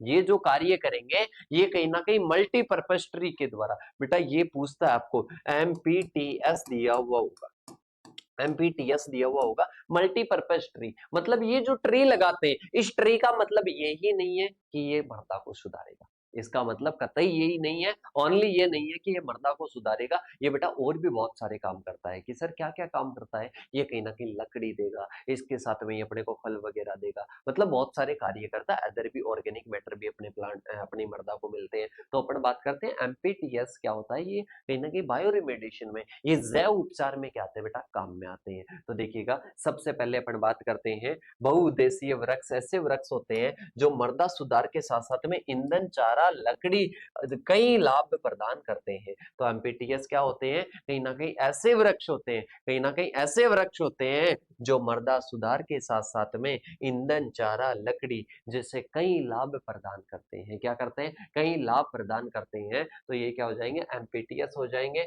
मल्टीपर्पज ट्री हो जाएंगे। ऐसे वृक्ष होते हैं जो कि कहीं ना कहीं क्या करते हैं, मृदा के सुधार के साथ साथ में, मृदा के सुधार के साथ साथ में ईंधन, चारा, लकड़ी, ईंधन, चारा, लकड़ी जैसे कई लाभ प्रदान करते हैं, जैसे कई लाभ, कई बेनिफिट अपने को प्रदान करते हैं। तो ये क्या हो जाएंगे, मल्टीपर्पज ट्री हो जाएंगे, मल्टीपर्पज ट्री हो जाएंगे। क्या हो जाएंगे बेटा, मल्टीपर्पज ट्रीज हो जाएंगे। देखो बात करते हैं इनकी भूमिका क्या रहती है कहीं ना कहीं जैव उपचार में। तो ये क्या करते हैं, वे अपनी जड़ों के माध्यम से वायुमंडलीय नाइट्रोजन को मृदा में जोड़कर मृदा की उर्वरता बढ़ाते हैं। जो लेग्यूमिनेसी वृक्ष होते हैं, ध्यान से समझ लेना, लेग्यूमिनेसी वृक्ष की जड़ों में गांठें पाई जाती है। ये गांठों में राइजोबियम जीवाणु पाया जाता है। ये राइजोबियम जीवाणु नाइट्रोजन का फिक्सेशन करता है। तो पहला हो गया, मृदा की उर्वरता को बढ़ाते हैं लेग्यूमिनेसी वृक्ष। इसके बाद में दूसरा आता है, इनके गहरे जड़ तंत्र होने से मृदा की कठोर परतों को ये क्या करता है, तोड़ता है, मृदा की बनावट को। बेटा ये कोई अपनी मृदा है, इस मृदा में क्या है, कठोर परत है। तो ये जो जड़ें जब जाएगी तो बेटा इस पूरी मृदा को उथल पुथल कर देगी, मतलब कमजोर कर देगी, कहीं ना कहीं इस परत को तोड़ देगी। तो दूसरा, मृदा का जो कॉम्पैक्शन होता है, कहीं ना कहीं जो जटिलपन होता है, जो कठोरपन होता है, उसको तोड़ता है। ठीक है, उसको कहीं ना कहीं तोड़कर मृदा बनावट को सुधारता है। पत्तों के गिरने जड़ के जैव द्रव्यमान से कार्बनिक पदार्थ बढ़ाकर सूक्ष्म जीवों की सक्रियता को बढ़ाती है। मैं कोई भी पेड़ है, पेड़ की पत्तियां गिरेगी, सूक्ष्म जीव एक्टिवेट हो जाएंगे, चबाएंगे, अपघटन करेंगे, अपघटन करके मृदा को ह्यूमस देंगे, ह्यूमस से प्लांट को क्या मिलेंगे, न्यूट्रिएंट मिलेंगे। तो ये भी बेनिफिट है। इसके बाद में आता है एमपीटीएस भारी धातु और प्रदूषकों को अवशोषित और विषहरण और मृदा विषाक्तता को कम करते हैं। ये क्या करते हैं बेटा, जो भारी धातुएं होती है उनको अवशोषित करते हैं, जो कि मृदा में प्लांट के लिए हानिकारक होती है, मृदा में हानिकारक होती है, प्लांट के लिए हानिकारक होती है, पर ये वृक्ष उनको ग्रहण कर लेगा, ये खुद उस विषाक्तता को ग्रहण कर लेगा, तो विषाक्तता को कम करने में सहायक होता है। इसके बाद में देखिएगा आगे आता है, वे भूमि की सतह को ढककर रखते हैं और जड़ें, अपने को पता है कि पौधे की जड़ें मृदा के कणों को आपस में पकड़ कर रखती है, आपस में पकड़ कर रखती है। तो इससे क्या होगा, इससे कहीं ना कहीं अपरदन कम होगा। इससे क्या होगा बेटा, अपरदन कम होगा। कहीं ना कहीं बात करते हैं तो इरोजन क्या होगा बेटा, कम होगा। इरोजन क्या होगा, कम होगा। कौन कौन से अपन काम में लेते हैं, सफेद किडनीवत जो होता है, नीम का होता है, प्रोसोपिस जूली फ्लोरा होता है। ठीक है, इसके साथ में अकेसिया स्पीसीज होती है। तो बेटा ये आपको क्या रखना है, ये कहीं ना कहीं प्लांट याद रखने हैं। इसके बाद में बात करते हैं एमपीटीएस का उपयोग अपन किस प्रकार से कर सकते हैं, एग्रोफोरेस्ट्री, फसलों के साथ साथ में वृक्षों को लगाना, पशुओं के साथ साथ में, सॉरी फसलों के साथ साथ में वृक्ष लगाना, दैट इज एग्रोफोरेस्ट्री। फसलों के साथ साथ में एमपीटीएस को मिलाकर कहीं ना कहीं प्राकृतिक रूप से मृदा की स्थिति को सुधारते हैं। प्राकृतिक रूप से, नेचुरली रूप से क्या करते हैं, फसलों के साथ में इन वृक्षों को लगाते हैं और इससे कहीं ना कहीं मृदा की स्थिति सुधरती है। इसके बाद में आता है, नेक्स्ट आ जाएगा फोटो रिमेडिएशन। क्या आ जाएगा, फोटो रिमेडिएशन आ जाएगा, मतलब प्रदूषकों, भारी धातुओं को अवशोषित करने के लिए कहीं ना कहीं वृक्षों का प्रयोग। क्या आ जाएगा, प्रदूषकों और कहीं ना कहीं भारी धातुओं को अवशोषित करने के लिए पेड़ों का यूज करते हैं। ग्रीन मैन्यूरिंग के लिए करते हैं, जिसके पत्ते वगैरह तोड़कर मृदा में मिला देते हैं और उनका अपघटन होने के बाद में न्यूट्रिएंट मिल जाते हैं। इसके साथ में सॉइल स्टेबलाइजेशन, मृदा कटाव को रोकने के लिए इनको लगाते हैं। एडवांटेज की बात करते हैं, ये इको फ्रेंडली होते हैं, पर्यावरण के साथ में दोस्ती बनाए रखते हैं, प्रदूषण को कम करते हैं। इसके साथ में मृदा की उर्वरता बढ़ाते हैं, रासायनिक उर्वरकों पर निर्भरता कम करता है, मृदा कटाव को रोकता है और कहीं ना कहीं चारा, ईंधन, लाभ ये भी प्रदान करता है, एक्स्ट्रा बेनिफिट देता है। ठीक है, अब इसके बाद में आता है बेटा लैंड कैपेबिलिटी। क्या आता है बेटा, लैंड कैपेबिलिटी, मतलब बात करते हैं भूमि की क्षमता के अनुसार भूमि का वर्गीकरण कर दिया। भूमि की क्षमता के अनुसार भूमि का क्या कर दिया, वर्गीकरण कर दिया। अरे क्या कर दिया बेटा, भूमि की क्षमता के अनुसार भूमि का वर्गीकरण कर दिया। जैसे कि बात करते हैं, सबसे पहले क्या हो जाएगा, भूमि क्षमता वर्गीकरण एक प्रणाली है जो कि क्या होती है, जो कि भूमि को भूमि को उसकी कृषि उपयोग के अनुकूलता और कहीं ना कहीं क्षमता के आधार पर वर्गीकरण करती है। मतलब भूमि कृषि उपयोग के लिए किस प्रकार से अनुकूल है, कृषि उपयोग के लिए किस प्रकार से अनुकूल है, और कहीं ना कहीं उसके आधार पर उसको वर्गीकृत किया गया है। मृदा और उसकी स्थलाकृति, जलवायु, ऐसे कारकों को ध्यान में रखते हुए कि मृदा का उपयोग किसके लिए कर सकते हैं। मृदा का उपयोग कहीं ना कहीं मनोरंजन के लिए, चारागाह के लिए, फसलों के लिए, किसके लिए कर सकते हैं, उसके आधार पर क्या किया गया है, क्लाइमेट को देखकर, स्थलाकृति को देखकर, मृदा को देखकर क्लासिफिकेशन किया गया है। तो इस क्लासिफिकेशन को देखते हैं। पहले उद्देश्य क्या था कि कृषि के लिए भूमि के सर्वोत्तम प्रयोग के अनुसार उसकी पहचान करना और उसका वर्गीकरण करना, सही भूमि उपयोग की योजना बनाना और उसका प्रबंधन करना। इसके साथ में ही भूमि का शरण रोकना, मतलब बात करते हैं सोइल का इरोजन रोकना, और इसके साथ में सतत कृषि सुनिश्चित करना, मतलब सस्टेनेबल, मतलब लगातार लगातार क्या बना रहे हैं, लगातार अपने उत्पादन बना रहे हैं। तो ये क्या हो जाएगा, सस्टेनेबल एग्रीकल्चर हो जाएगा। इसके साथ में ही बात करते हैं यूएसडीए के अनुसार अलग अलग क्या दिया गया है, 1 से लेकर 8 क्लासों में डिवाइड किया गया है। ठीक है, 1 से लेकर 8 क्लासों में डिवाइड किया गया है। और इसके साथ में ही बात करते हैं, इसमें वर्ग पहला तो सबसे उपयुक्त है खेती के लिए, वर्ग पहला तो सबसे उपयुक्त है खेती के लिए, और वर्ग 8 अनुपयुक्त है। बात करते हैं एफएओ के अनुसार अलग अलग है। इसके साथ में ही नेशनल सिस्टम, ठीक है, आपको यूएसडी वाला याद रखना, ओनली यूएसडीए वाला याद रखना है। तो इसमें क्लास फर्स्ट की बात करते हैं। क्लास फर्स्ट क्या होता है, बिना प्रतिबंध, कोई प्रकार का प्रतिबंध नहीं, आराम से खेती करो। ठीक है, सबसे उपयुक्त है पहला वर्ग, पहला वर्ग हो जाएगा, सबसे उपयुक्त हो गया, आराम से खेती करो। इसके साथ में आता है अपने नेक्स्ट, नेक्स्ट आता है सेकंड। सेकंड क्लास क्या होता है, थोड़ा बहुत प्रतिबंध रहता है, भूमि फसल विकल्प सीमित, इसमें संरक्षण की जरूरत होती है थोड़ी सी। इसके साथ में आता है क्लास थर्ड, गंभीर प्रतिबंध वाली होती है, मतलब कहीं ना कहीं विशेष संरक्षण की आवश्यकता है इसको। सही है, इसमें कहीं ना कहीं रिक्लेमेशन की आवश्यकता है। इसके बाद में आता है क्लास 4, बहुत गंभीर प्रतिबंध वाली है, केवल विशेष फसलों के लिए काम में आता है। ठीक है, इसके साथ में 5 से लेकर 8 क्या होती है, खेती के लिए अनुपयुक्त होती है, कहीं ना कहीं चारागाह है, वानिकी और मनोरंजन के लिए उपयुक्त होती है। तो 1 से लेकर 4 थोड़ी थोड़ी, मतलब पहले शुरू में अच्छी है, फिर मध्यम है, फिर कहीं ना कहीं कम है, फिर बहुत कम है। ठीक है, फिर चारागाह के लिए, वानिकी के लिए, मनोरंजन के लिए, इनके लिए होता है। तो ये लैंड कैपेबिलिटी का क्या हो जाएगा बेटा, वर्गीकरण हो जाएगा। ठीक है, इसके साथ में ही अपन बात करते हैं भूमि क्षमता वर्गीकरण में विचार किए गए कौन कौन से कारक थे, किन किन के आधार पर इनको वर्गीकृत किया गया है। मृदा की बनावट और गहराई उर्वरता को ध्यान में रखते हुए, मृदा की ढाल और स्थलाकृति को ध्यान में रखते हुए, जल निकास और जल की उपलब्धता को ध्यान में रखते हुए, और जलवायु और वर्षा को ध्यान में रखते हुए, कटाव की संभावना, मतलब क्या क्या कटाव की संभावनाएं, अपर्दन की क्या क्या संभावनाएं, उनके आधार पर, और कहीं ना कहीं बाढ़ और लवणता के खतरों को देखते हुए क्या किया गया बेटा, क्लासिफिकेशन किया गया है। क्या किया गया बेटा, क्लासिफिकेशन किया गया है। इसके बाद में आता है इंपॉर्टेंस की बात करते हैं, तो किसानों को योजना बनाने की जरूरत नहीं होती है, सीधा सा मार्गदर्शन मिल जाता है कि भाई साहब इसमें खेती कर ले, इसमें मत करें। ठीक है, इसके बाद में आता है सतत भूमि का प्रयोग, क्योंकि प्राकृतिक संसाधनों का संरक्षण करने में सहायक होती है। और इसके साथ में ही अनुपयुक्त भूमि में क्या होता है, कहीं ना कहीं भूमि का जो शरण है उसको भी कम करता है। इसके बाद में अपने पास में आता है लैंड सुटेबिलिटी। लैंड सुटेबिलिटी का मतलब होता है बेटा भूमि उपयुक्तता। क्या आ जाएगी, भूमि उपयुक्तता। भूमि उपयुक्तता का वर्गीकरण भूमि की किसी विशेष कृषि उपयोग या फसल उत्पादन के लिए उपयुक्तता के आधार पर मूल्यांकन किया जाता है, कहीं ना कहीं वर्गीकरण किया जाता है। तो देखो इसके उद्देश्य क्या है, किसी विशेष फसल या कृषि गतिविधि के लिए भूमि की उपयुक्तता निर्धारित करना कि इसके लिए भूमि उपयुक्त है या नहीं है। इसके बाद में आता है किसानों को विभिन्न फसलों के लिए सर्वोत्तम भूमि का चयन के लिए मार्गदर्शन देना। इसके बाद में संसाधनों के संरक्षण और कहीं ना कहीं कृषि उत्पादन को अधिकतम करने के लिए। इसके साथ में ही बात करते हैं अनुपयुक्त भूमि उपयोग से कहीं ना कहीं फसल विफलता के जोखिम को कम करना।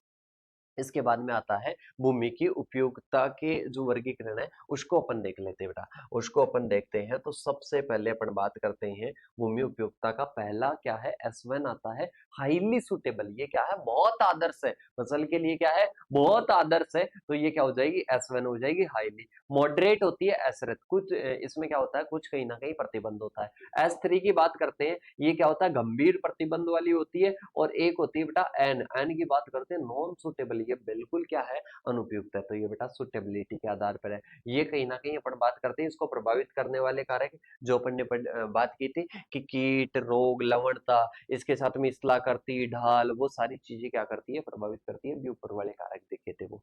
ठीक है, इंपॉर्टेंस की बात करते हैं, फसल के लिए उपयोग के बारे में बता देता है कि इस फसल के लिए उपयोगी है, इसके लिए नहीं है। ठीक है, इसके साथ में ही अपन बात करते हैं आगे की ओर। आगे आता है इरिगेशन वाटर। क्या होता है बेटा, इरिगेशन वाटर, वह जल जो कि अपन किसके लिए काम में लेते हैं, वह जल जो कि अपन सिंचाई के लिए काम में लेते हैं। कहीं ना कहीं कृषि में, खेती में कृत्रिम रूप से जो पानी देते हैं उसको सिंचाई कहते हैं। तो देखिएगा, सिंचाई जल वह जल है जो कि सूखे के दौरान वर्षा कम होने पर कहीं ना कहीं फसलों को नमी प्रदान करता है, फसलों को नमी प्रदान करता है, उसके लिए प्रयोग लेते हैं। तो उसको इरिगेशन वाटर कहते हैं, सिंचाई जल कहते हैं। अरे क्या कहते हैं बेटा, सिंचाई जल कहते हैं, कहीं ना कहीं इरिगेशन वाटर कहते हैं। तो इसकी गुणवत्ता की बात करते हैं बेटा, इसकी गुणवत्ता के कुछ कारक होते हैं। सबसे पहले बात करते हैं पीएच। देखा जाता है कि मृदा जो अपना जल होता है, जल का ऑप्टिमम, बढ़िया पीएच की बात करता हूं तो मैं 6.5 से 7.5 जो पीएच है ना, वो कहीं ना कहीं बेस्ट रहता है सिंचाई के जल के लिए। तो पहला कारक होता है, पहली गुणवत्ता अपन मापते हैं सिंचाई की जल की पीएच के माध्यम से। दूसरी इलेक्ट्रिक कंडक्टिविटी के द्वारा, मतलब इसी के द्वारा अपन क्या करते हैं, मेजर करते हैं। इसके साथ में जितनी कम इसी होगी उतनी बेटर रहेगी मृदा। इसके बाद में आती है इलेक्ट्रिक कंडक्टिविटी आ जाएगी जो कि मृदा में जो सॉरी जल में जो घुलनशील लवण है उनके बारे में बताता है। अम्लीय मृदा में ज्यादा होते हैं, लवणीय मृदा में ज्यादा होते हैं। तो ये कम से कम रहना चाहिए, मतलब कम से कम इसी होनी चाहिए। इसके बाद में आता है सोडियम एब्जॉर्ब रेशियो, मतलब मृदा की संरचना पर सोडियम के खतरे को। बेटा सोडियम भी क्या रहना चाहिए, कहीं ना कहीं कम रहना चाहिए। सोडियम क्या करता है, मृदा की कहीं ना कहीं गुणवत्ता को प्रभावित करता है और मृदा की संरचना को खराब करता है। तो ये भी कम रहना चाहिए। इसके बाद में आता है टीडीएस, टोटल डिसॉल्व्ड सॉलिड आ जाएगा, कुल घुले हुए ठोस आ जाएंगे। जल में सभी घुले हुए पदार्थों को मापता है। ठीक है, तो ये क्या हो जाता है बेटा, जो हानिकारक बाइकार्बोनेट, कार्बोनेट, सल्फेट वगैरह, वो टीडीएस आ जाएगा। ठीक है, तो ये क्या है बेटा, ये मृदा की जो सिंचाई है, सिंचाई का जो जल है ना, उसकी गुणवत्ता को मेजर करने के कारक है। ठीक है, अब इसके बाद में अपन चलते हैं आगे की ओर। आगे आता है बेस्ड ऑन सेलिनिटी। सेलिनिटी के आधार पर एक तो क्या होता है, low salinity, medium salinity, high salinity. मतलब बात करते हैं, एक तो में तो क्या है, कम लवणता है, मध्यम है और हाई है। इसके साथ में एसएआर लो है, मीडियम है, हाई है। इनके आधार पर क्या किया गया बेटा, कहीं ना कहीं अपने इसको डिवाइड किया गया है। इसमें भी क्या होता है, अलग अलग होता है। स्टैंडर्ड की बात करते हैं, जो जल का जो मानक होता है, जल के मानक की बात करते हैं, तो उसमें जो एफएओ की गाइडलाइन के अनुसार अपन बात करते हैं, तो जो इसी की बात करते हैं वो 0.7 डेसीसाइमन से कम होनी चाहिए, ये एक्सीलेंट रहता है। गुड की बात करते हैं तो 0.7 से 3 तक रहता है, 3 से अधिक वाला क्या होता है, अनसुटेबल रहता है। ठीक है, और इसकी अपन महत्व की बात करते हैं तो बेटा जितना अच्छा जल अपन प्रयोग करेंगे उतना ही कहीं ना कहीं फसल की गुणवत्ता क्या होगी, इंक्रीज होगी, फसल का प्रोडक्शन क्या रहेगा, अच्छा रहेगा। अब इसके बाद में अपन बात करते हैं बेटा कृषि में निम्न गुणवत्ता वाला प्रयोग, मतलब अपने पास में कोई ऑप्शन नहीं है, अपने पास में निम्न गुणवत्ता वाला, जिसकी गुणवत्ता अच्छी नहीं है, वो गुणवत्ता वाला जल अवेलेबल है। और इस जल का अपने को क्या करना है, प्रयोग करना है। इस जल का क्या करना है, प्रयोग करना है। तो देखिएगा, निम्न गुणवत्ता वाला जल वह होता है जिसमें उच्च तो लवणता होगी, सोडियमता होगी, या हानिकारक आयन होंगे, और वो कहीं ना कहीं मृदा के स्वास्थ्य के लिए नकारात्मक प्रभाव डालता है। उसको अपन बोलते हैं, क्या बोलते हैं, पुअर क्वालिटी वाटर बोलते हैं। ठीक है, देखिएगा इसको जो बात करते हैं निम्न गुणवत्ता वाले जल का प्रयोग अपन कैसे कर सकते हैं। एक तो आप क्या करो, उसमें अच्छा वाटर मिलाकर सिंचाई कर दो। मतलब एक पुअर क्वालिटी का वाटर है, एक क्या है अच्छी क्वालिटी का, दोनों को मिलाकर सिंचाई कर दो ताकि वो भी काम में आ जाएगा और वो भी आ जाएगा। ठीक है, तो इसमें क्या करते हैं, कहीं ना कहीं अपने निम्न गुणवत्ता वाले जल को अच्छे जल वाले गुणवत्ता के साथ में मिलाकर कहीं ना कहीं सिंचाई कर देते हैं। इसके साथ में साल्ट टॉलरेंट फसलें लगा लो भाई साहब, फसलों को ही ऐसा बना दो कि इस जल को तू सहन कर लेना। इसके बाद में आता है प्रॉपर इरिगेशन का शेड्यूल रखो। प्रॉपर इरिगेशन का शेड्यूल रखो, मतलब एक सिंचाई तो आपने लवणीय जल से दे दी, एक आप प्योर जल से दे दो। इसके साथ में लीचिंग करवा दो, मतलब सिंचाई करो और कुछ टाइम के बाद में लीचिंग करवाते रहो ताकि लवण नीचे घुलकर चले जाएंगे। सॉइल अमेंडमेंट का प्रयोग करो, मृदा सुधारने के लिए कहीं ना कहीं जिप्सम वगैरह का क्या करते रहो, प्रयोग करते रहो। यूज ड्रिप एंड सब सरफेस इरिगेशन, मतलब अपन बात करते हैं लवणों के संचय को ये क्या करती है, ये जो इरिगेशन सिस्टम है ये कम करते हैं।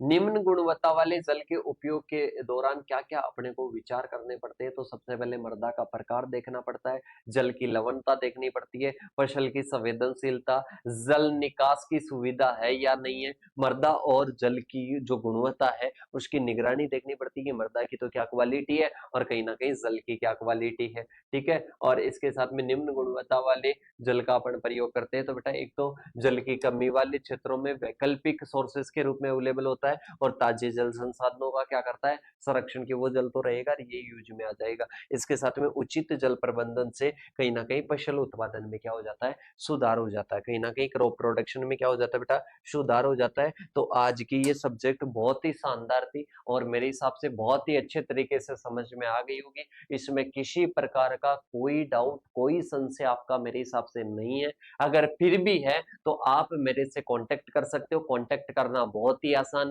8690596638 अपने कांटेक्ट नंबर है, तो उन पर बात कीजिएगा, उन पर मैसेज कीजिएगा। इसके साथ में ही अपन मिलेंगे नेक्स्ट वीडियो के साथ में, तब तक के लिए जय जवान जय किसान साथियों।